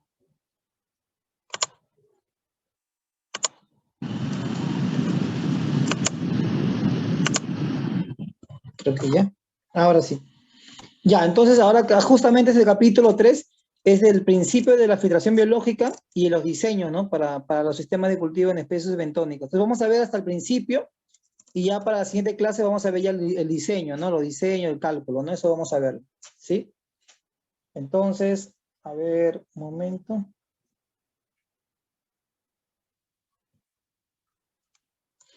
Bien, entonces, primero para entender cómo funciona, bueno, como he explicado anteriormente, el sistema tiene diferentes operaciones, ¿no? Vamos a retomar un poco nuevamente esto, ¿no? Tenemos acá los diferentes componentes y tratamientos, que es la circulación, ¿no? Que es lo que indicaba el circuito, ¿no? El agua va a un circuito, ¿no? De los tanques a los filtros, ¿no? Y a los otros procesos, ¿verdad? Entonces, ahí va el primer componente. Y es importante obedecer estos operaciones para no tener problemas con el diseño, ¿ya? Es importante. Segundo es colocar un filtro mecánico, ¿no? No puedo colocar primero el desgasificador sin antes haber removido los óleos, porque si no, voy a generar mucho más problemas al sistema con respecto a la materia orgánica. ¿Ya? Así que primero hago la filtración mecánica, ¿no? Y bueno, y aquí normalmente uno puede usar pues equipos sofisticados, como también puede usar pues esponjas, perlones, ¿no? Y va a ir dependiendo de cuánto voy a filtrar, ¿no? Pero una manera barata de eliminar los sólidos es usar pues esponjas, perlones, colchones, ¿no? Estas esponjas, los colchones, es lo que también funciona muy, muy bien, ¿no? Luego la parte de filtración biológica, ¿no? Que normalmente, bueno, uno suele comprar equipos de filtración biológica, pero lo que importa no es tanto el equipo, sino lo que importa es lo que tiene adentro, ¿no?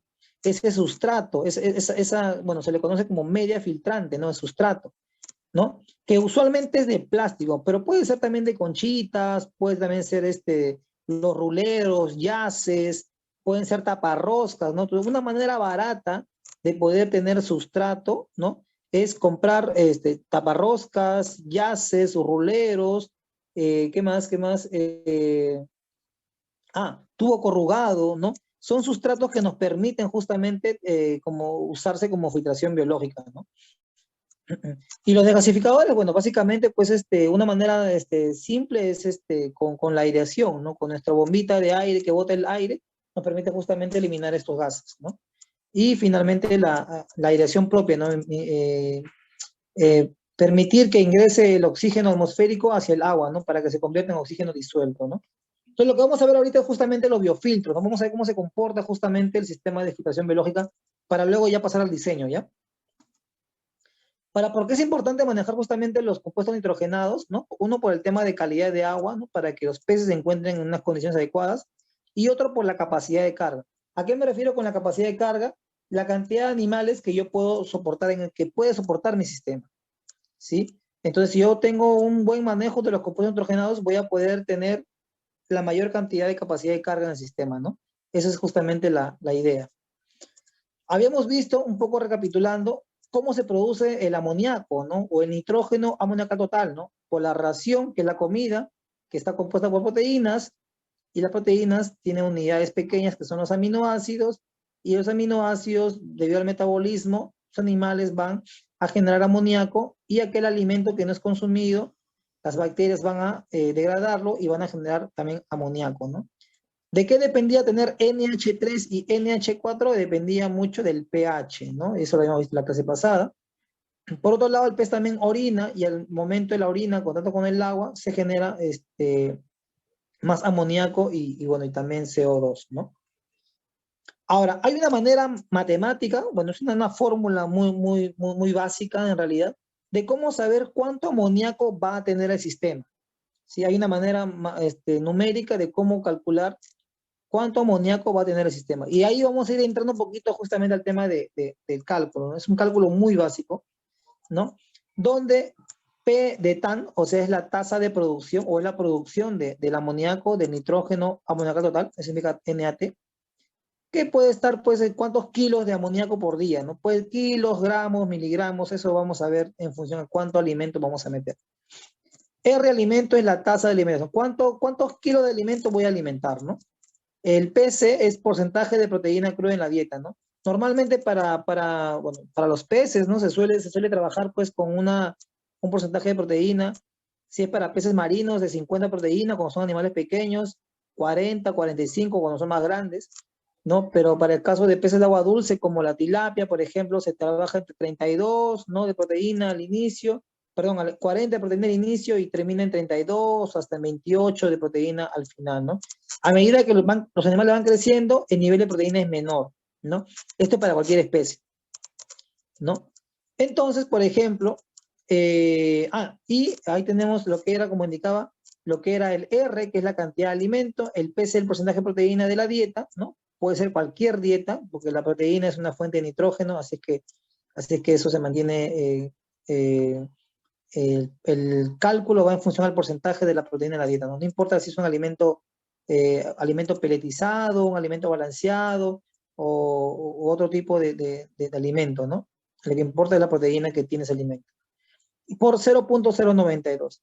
En este caso, 0.092 es una constante que del resultado de 0.16 o 16% multiplicado por el 0.8 o el 80%, nuevamente multiplicado por el 0.8, que es el 80%, y multiplicado por 0.9, que es el 90%, es el equivalente, ¿ya?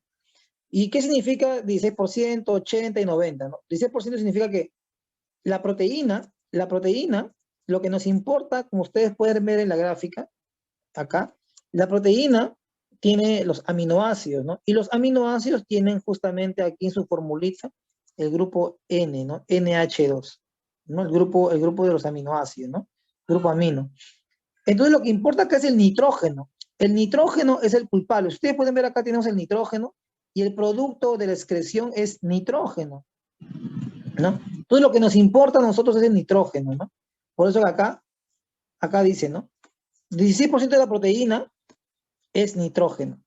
Entonces no importa qué proteína sea, siempre el 16% de la proteína es nitrógeno. El 80% de ese nitrógeno, el animal lo asimila, ¿no? De ese nitrógeno que estaba en la proteína, el 80% se asimila. El 80% de ese nitrógeno que se asimiló es excretado, ¿no? Y el 90% de ese nitrógeno que se excretó está como NAT o como amonio. Entonces, por eso que hay esa constante de 0.092 es el resultado de 0.16 por 0.8 por 0.8 por 0.9. Y acá está justamente la razón, ¿no? La leyenda, ¿no? De estos valores, ¿no? Y entonces multiplicando, vamos a saber cuántos gramos o kilos de amoníaco se va a generar en un día, ¿no? Entonces, por ejemplo, aquí para tener un ensayo de cálculo, ¿no? Calcular cuánto amoníaco en un sistema de cultivo, ¿no? En un sistema donde tenemos un tanque de 10.000 litros o 10 metros cúbicos, donde yo voy a brindar 2 kilos de alimento, o sea, para mis animales, el equivalente va a ser 2 kilos de alimento, y el nivel de proteína es un 32%. Entonces yo siguiendo la fórmula, yo digo, ¿no? 2 kilos de alimento multiplicado por PC, pero PC ¿quién es? 32%, equivalente a 0.32. Multiplicado por la constante, ¿no? Que era 0.092, que ya sabemos de dónde provenía, ¿no? Entonces, al multiplicar todo esto, voy a obtener 0.058 kilos de amoníaco, ¿no? De NAT, ¿no? Que equivale a 58.8 gramos de NAT. O sea, quiere decir que 2 kilos de alimento con un porcentaje de proteína al 32% me va a generar 58.8 gramos de NAT, ¿no? De NAT. Ojo, recuerden que en este caso el NAT, el amonio total, es la sumatoria del NH3 y el NH4. Y ustedes recordarán que el NH3 y NH4 va a depender del pH, ¿no? Para ver quién está más expresado. Así es que hasta ahí tenemos simplemente el nitrógeno amoníaco total, ¿no? No el NH3, NH4. Ahorita vamos a ver cómo determinamos NH3 y NH4. ¿Ya? Ahora, esta es la cantidad de amonio, ¿no? Pero yo quiero, por ejemplo, saber cuánto es la concentración. Oye, ¿cuánto es la concentración? Entonces, para saber cuánto es la concentración, debo dividirlo entre el volumen de agua del sistema, ¿no? En este caso, en el ejemplo dice que el cultivo está en un volumen de 10 metros cúbicos, o sea, equivalente a 10.000 litros. Entonces, yo tengo 58.8 gramos de NAT, ¿no? Debo transformar a miligramos, ¿no? Y 10 metros cúbicos son 10.000 litros. Entonces acá, del ejemplo anterior, ¿no? De 0.058 kilogramos de NAT transformado a miligramos, porque hace rato estaba en gramos, miligramos es 58.880 miligramos de NAT. Y 10 metros cúbicos son 10.000 litros. Entonces, si yo divido esto, si yo hago la división, ¿no? Obtengo 5.88 miligramos de NAT por litro por día, ¿no? Esa es la concentración, o sea, ¿cuánto hay de amoníaco en el agua? Por cada litro de agua, perdón. ¿Cuánto hay de NAT por cada litro de agua? ¿Ya? Entonces, hasta ahí tenemos, en primer lugar tenemos cuánto es la cantidad de amoníaco producido, son 58.8 gramos de NAT. ¿Cuánto es la concentración? Es 5.88. ¿De qué depende la concentración? Va a depender de mi volumen de agua, ¿no? Si mi volumen de agua no son 10.000 litros, sino son de repente 100.000 litros, entonces la concentración va a ser menor, ¿no? Porque lo que se produce, la producción, es la misma, 58.880 miligramos de NAT. Pero si yo tengo un tanque más grande, la concentración va a ser más pequeña. Si mi tanque es más pequeño, la concentración es más grande, ¿no? Entonces, va a depender de eso la concentración, ¿sí? Ahora, pero ¿cómo controlamos este amoníaco, este amonio? Vamos a controlarlo a través del ciclo de nitrógeno, ¿no? Ahí, entonces, para un sistema cerrado tenemos la dieta que tiene nitrógeno, ¿no? El N en la dieta, o sea, el nitrógeno en la dieta, lo que nos importa, al fin y al cabo, es la proteína, y más específicamente aún el nitrógeno, ¿no? Este nitrógeno va a generarse el NAT, ¿no? El NH3 más el NH4. ¿De qué dependía que sea NH3 o NH4? Del pH y la temperatura. Si nosotros trabajamos con sustrato y le proponemos algunas bacterias, perdón, si trabajamos con un sustrato y el sustrato tiene aireación, entonces las bacterias van a comenzar a proliferarse y va a transformar el amoníaco primero en nitrito, ¿no? En nitrito. Y luego, con un sistema de aireación, obviamente con aireación constante, ¿no? Vamos a tener por vía de otras bacterias de nitrito a nitrato. Este es el producto final, ¿no? Por eso que acá ya no cierra ya. Porque en un sistema de tratamiento de filtración biológica, la idea es que del amoníaco generamos nitratos. ¿Por qué? Porque es el gas menos tóxico. Ya, por eso es que generamos nitrato. Esa es la finalidad de nuestro filtro biológico. Y eso es lo que vamos a aprender a dimensionar en la próxima clase. Y aquí está un poco la nomenclatura, ¿no? Lo que la clase pasada indicaba que me había adelantado, ¿no? Entonces, acá ustedes pueden ver que dice el NAT, ¿no? NAT o TAN, que está en inglés, pero significa nitrógeno amoniacal total, que es la sumatoria del nitrógeno del NH3 más el nitrógeno del NH4. ¿Quién es el nitrógeno de NH3? Acá arriba lo dice. Es nitrógeno amoniacal no ionizado y el N del NH4 es el nitrógeno amoniacal ionizado. Entonces, la suma de estos dos es el amoníaco total, ¿no? Luego tenemos el nitrógeno de nitrito, ¿no? Ahí tenemos el N del nitrito, ¿no? Y luego tenemos el N del nitrato, ¿no? El N del NO3, nitrógeno de nitrato, ¿no? Ahora, ustedes pueden ver acá, ¿no? Tenemos N del NH3 y luego tenemos abajo NH3. Igual, N de NH4 y luego tenemos NH4 igual N del NO2, NO2, N del NO3, NO3, ¿no? Entonces, básicamente lo que se está haciendo en términos muy simples es, digamos, quitándole la molécula de nitrógeno para transformarlo, ¿no? En este caso, en el compuesto, ¿no? Si es NH3, si le quitamos la molécula del nitrógeno, tenemos simplemente amonio ionizado, no ionizado, ¿no? Acá abajo, si le quitamos la molécula, el átomo de nitrógeno al nitrito, nitrógeno y nitrito, tenemos simplemente nitrito, y así para el nitrato, ¿no? ¿Por qué es importante esto? Porque justamente, ¿no? Eso es lo que la otra vez quería explicar, que normalmente cuando medimos, a veces los kits de análisis nos dicen, ¿no? Estás determinando nitrógeno de nitrato, por ejemplo. Pero nosotros queremos saber cuánto tenemos de nitrato. Entonces, una manera de poder corregirlo es a través de la fórmula que la otra vez estaba explicando. Igual acá, tenemos acá nitrógeno de nitrito, pero nosotros queremos nitrito, ¿no? Entonces, una manera de corregirlo es con la fórmula que la otra vez estaba explicando. Y creo que acá tengo nuevamente el ejemplo, ¿no? Entonces acá tenemos, ahora sí se puede entender un poco mejor, ¿no? Yo tengo 5 miligramos del nitrógeno del amonio ionizado y tengo 7 miligramos del nitrógeno del nitrito, ¿no?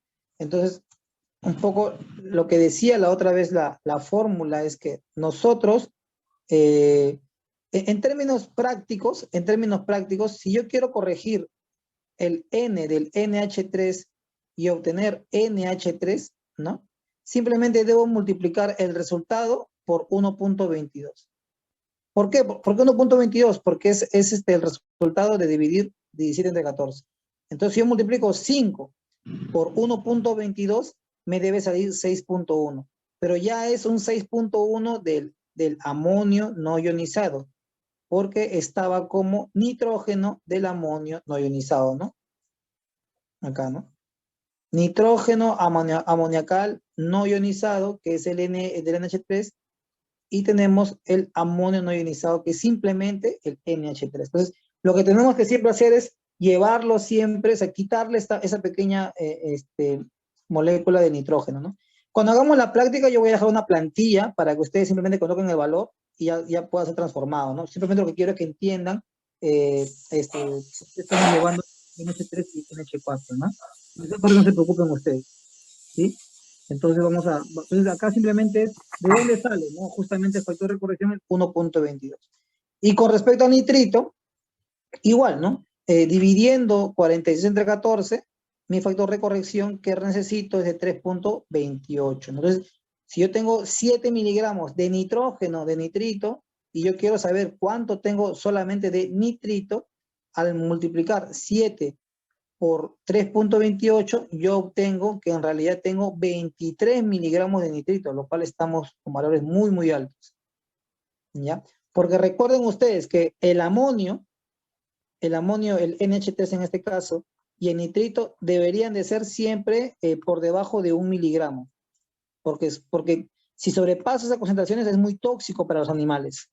No importa cuál animal sea, peces, moluscos, crustáceos, erizos, pepinos, no importa.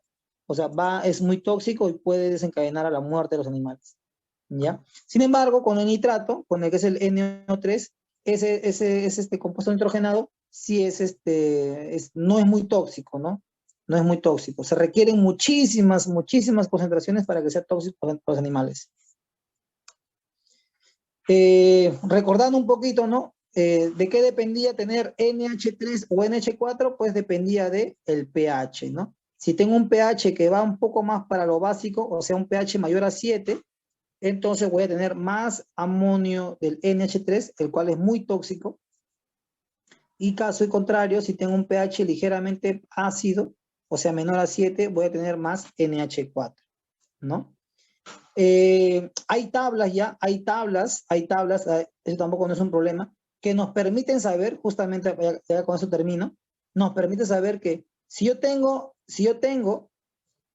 el famoso NAT, ¿no? Si yo tengo este NAT, que es el NH3 más el NH4, y yo quiero saber cuánto tengo de NH3 o el NH4, entonces no dependemos de temperatura y pH.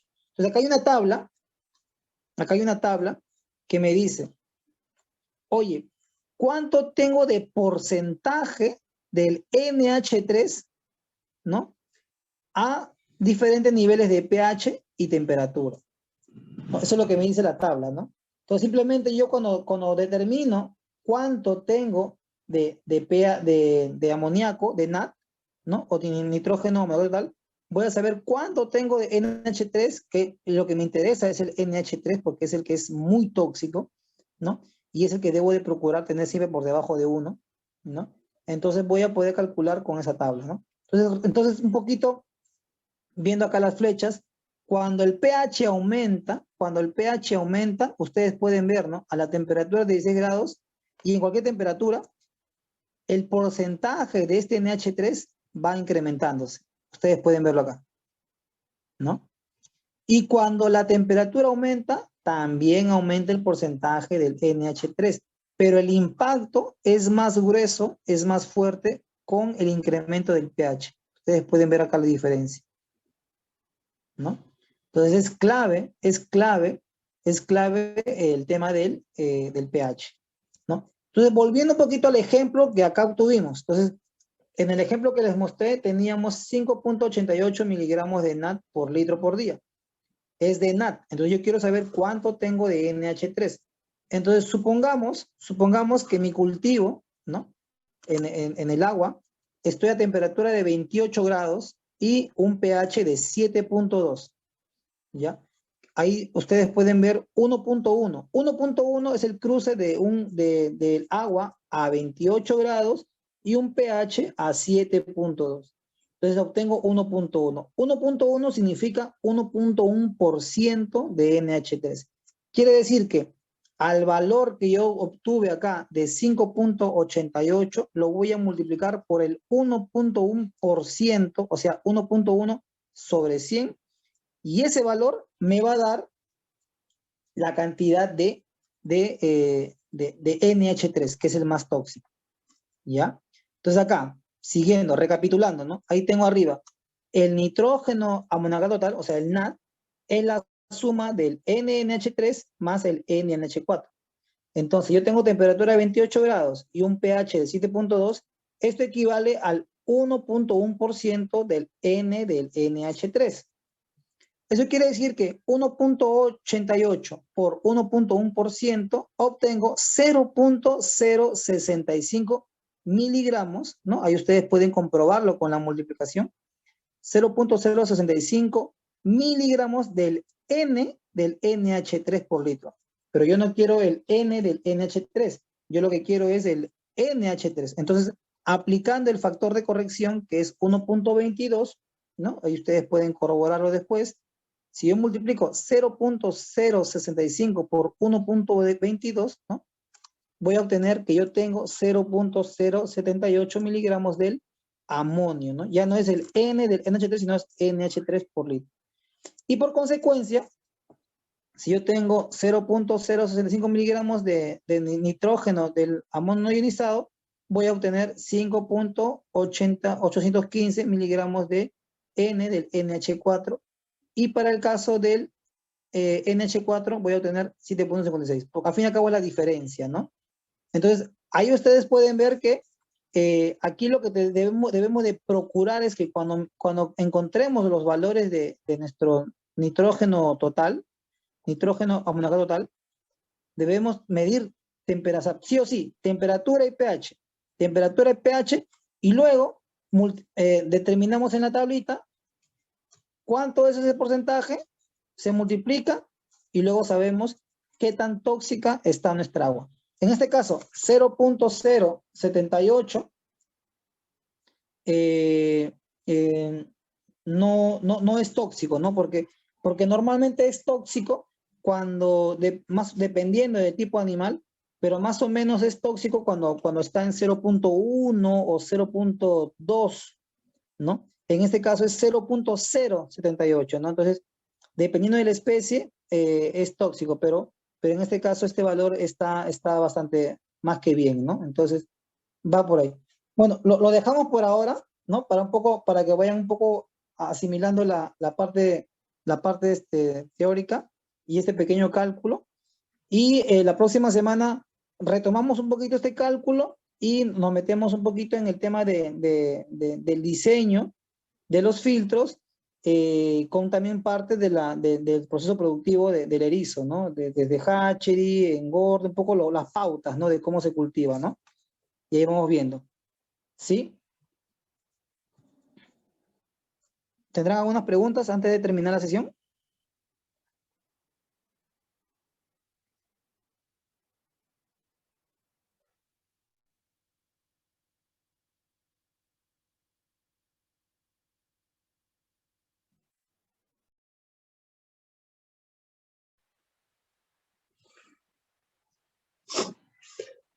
Bueno, profe, la pregunta es, ya sería, en la práctica, ¿qué día lo vamos a hacer? ¿El día 6, seguro?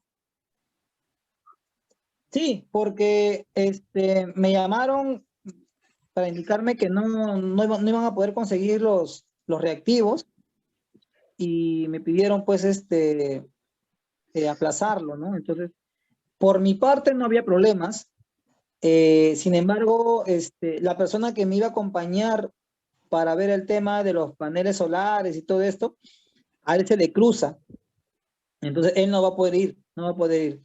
Pero lo comprometí para que pueda dar una charla virtual, ¿no? Si ustedes gustan, ¿no? Para que vean un poco el tema de los paneles solares, ¿no? Como parte del temario. Entonces, no sé si, Profe, pero por otro profe, lado, como sí, usted va a tocar el tema, como se llama, del erizo, cómo es el hatch y cómo es su funcionamiento, ¿sí o no? Sería una parte, porque nosotros lo que queremos es, si vamos a aspirar a tener un hatchery o si no un sistema de recuperación pequeño, ¿no? Así como usted ha visto, pero que sea parte del curso, ¿no? Por ejemplo, cómo se instalan, cuál es su capacidad, los costos, ¿no? Porque muchos compañeros tienen miedo, dicen que son costosos, es imposible de hacerlo, ¿no? Entonces, pero lo que nosotros queremos saber los costos, cómo funcionan, hasta qué capacidad de bombeo, qué altura y puede bombearse, ¿no? para ya tener claro, porque cuando usted nos dice, yo creo que es bastante interesante para los alumnos y para los profesores que están siguiendo el curso, este tema, pero para nosotros es más importante, como se llama, lo básico, ¿no? Lo que usted ha dicho, lo que se utiliza, como se llama, en los estanques, ¿no? Porque ahí, con esos colorantes que se miden el amonio y esas cosas. Pero le sería bueno que en el otro curso también sea cómo puede funcionar un pequeño sistema de circulación con energía solar, ¿no? Eso sería. Sí, bueno, ahí mi colega, él, bueno, un compañero, es un compañero en realidad, es un compañero que no trabaja conmigo directamente, pero le pedí el favor que me ayudara con este tema y él aceptó gustosamente. No, Este, profe, él, está bien. él- él implementa, básicamente trabaja, pues, lo que más le sale, él es en el tema de la selva, le sale bastante trabajo en lo que es paneles solares. Pero bueno, él es especialista en eso, entonces él va a armar ahí una presentación de todo lo que él ha implementado y ya para ustedes, luego ya con él le consultan ya más a detalle lo que ustedes buscan, ¿no? Porque él para lo que él Profe, para viene que sea manejando, interesante el curso, por ejemplo, nos gustaría, ¿no? Por ejemplo, un sistema de pequeño de circulación donde, que con varios estanques, ¿no? Donde se maneja 10.000 litros de agua o 20.000 litros de agua. ¿Qué tipo cuál es la capacidad qué tipo de panel solar y qué capacidad de bomba, ¿no? Porque eso es lo que para nosotros es más interesante, ¿no? Porque si nos habla de lo genérico, nosotros nos perdemos. Entonces, y eso es lo que nos está interesando, porque tanto usted como el profesor anterior, le ha quedado claro que no es un hatchery, ¿sí o no? Entonces, pero nosotros también queremos saber si un hatchery puede funcionar con panel solar. Esa es ¿cómo se llama? Nuestra duda, ¿no? Porque hay empresas que sí nos dicen que sí, hay hatcheries móviles que se pueden construir con paneles solares, con bombeo, ¿sí o no? Pero no es como escuchar a un profesional, ¿no? Eso sería el curso que nos explica algo específico, ya no genérico. ya, voy a conversar entonces con él y a ver que prepare por ahí una simulación, ¿no? Una simulación de un pequeño hatchery con N bombas de tanta potencia y ahí pues que sea dimensionado para el nivel del panel solar, ¿no? Voy a consultarle a ver para que pueda darme esa mano con la exposición. Ya, ¿Ya? profe, muchas gracias. Ya, pues. Entonces, de acá nos vemos lo que me indicaba, me indicaban, la coordinación del CITE es que ustedes el día 9 ya entran con otro profesor. Me indicaban eso. El día 9, martes 9, entraban con otro profesor. Eso generaría pues que a mí me pidieron que terminara antes del 9 entonces. Entonces esto de acá, yo tenía contemplado con ustedes 8 sesiones, ¿no? Porque eran lo que me indicaron inicialmente, más la parte práctica y en campo, ¿no? Nosotros tenemos hasta la fecha 5 sesiones en total. Entonces, la próxima semana tendríamos clase el 2, el martes 2, el jueves 4, ahí serían 7 sesiones. Y la octava sesión, como le digo, estaba diseñada para que hable justamente el especialista en lo que vienen a ser paneles solares, ¿no? Pero como me piden que acabe el 9, y ahí me imagino que ustedes el 9 y el martes y jueves van a estar con las clases, eh, yo para no quedarles debiendo esa clase con el profesional de paneles solares, habría que buscar otra fecha, o sea, otro día distinto al curso para que mi colega dé su exposición, ¿no? Para que se completen las 8 clases. Entonces, tendría que ser de repente un lunes o un miércoles o un viernes, ¿no? Porque ustedes van a tener martes y jueves. ¿Cómo podemos manejar eso?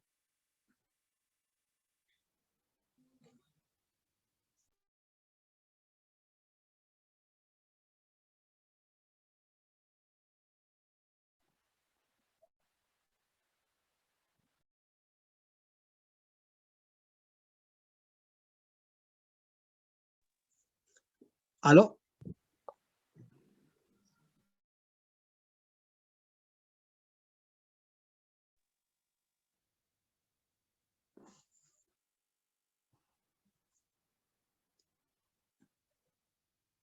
¿Aló?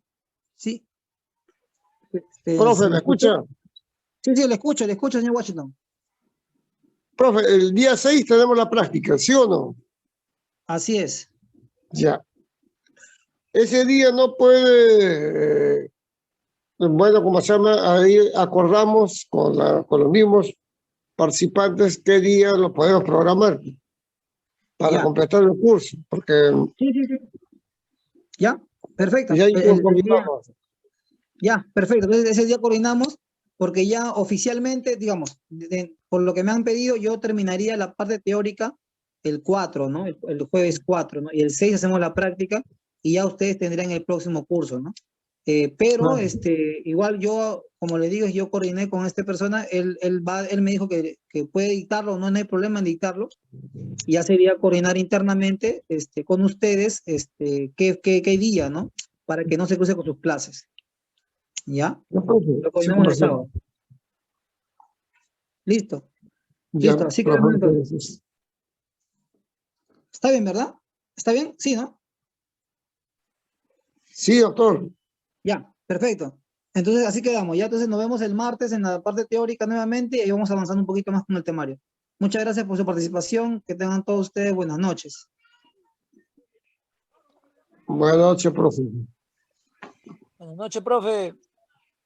Ya no sé qué tiempo tiene. Buenas noches, profe. Chao. Hasta luego, buenas noches, buenas noches.